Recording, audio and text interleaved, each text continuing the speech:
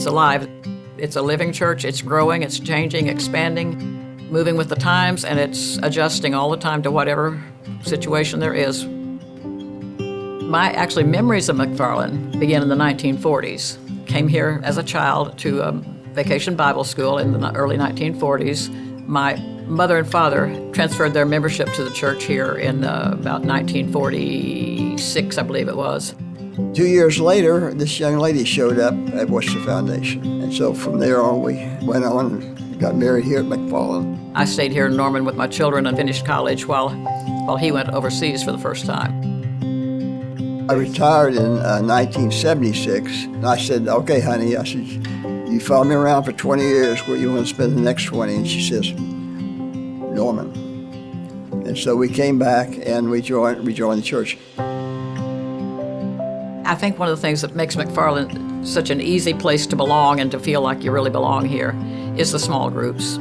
There are so many. You've got a Sunday school class, you've got United Methodist Women, United Methodist Men, you've got over the years, we have belonged to so many different committees that were very, very active in different ways, that the committee itself became like a little family.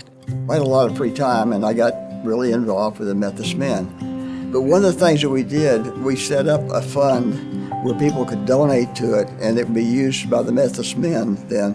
And I would like to say that there were many, many things that we did, including building a house for a gentleman out in the country out here that was living in a trailer that had holes in it.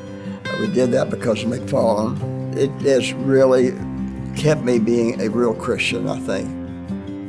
McFarlin programs have been leaders here.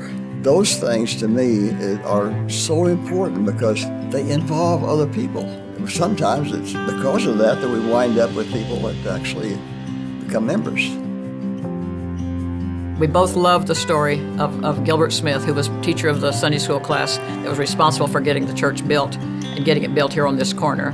Smith and his Sunday school class had decided that this corner right here at Apache and University Boulevard was the place, and his reason for it was, he said, you can stand on that corner and you can look straight up the street that way and you can see the administration building of the college. And if you go up to that other end, you can stand down there and you can look all the way down and see this corner where the church will be.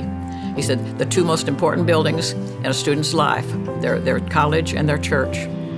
It says right there on that plaque at the back of our sanctuary, this church was built for the youth of Oklahoma. That to me is our hope for the future, that as long as we continue to consider ourselves for the youth and the young people and being a living and growing program, that's what's going to keep McFarlin going. You know, anytime you mention McFarlin to somebody out and about that doesn't go to McFarlin, that one thing they do know about them is their food pantry. Started in a room up here on the third floor, just about big enough for about 3 or 4 people to work around. I guess after that they moved on out to the Aldersgate house, and we see how it's developed. And then we have some pictures of them working out of the tent down here during the pandemic. It has grown and it has developed. There were a lot of people who said, well, we don't really need to expand. And we said, yes, we do need to. We need to believe and step out. It's going to be such a bonus to the ability to work on these different things that we're already doing and doing very well. But it's going to make it so much easier to do that.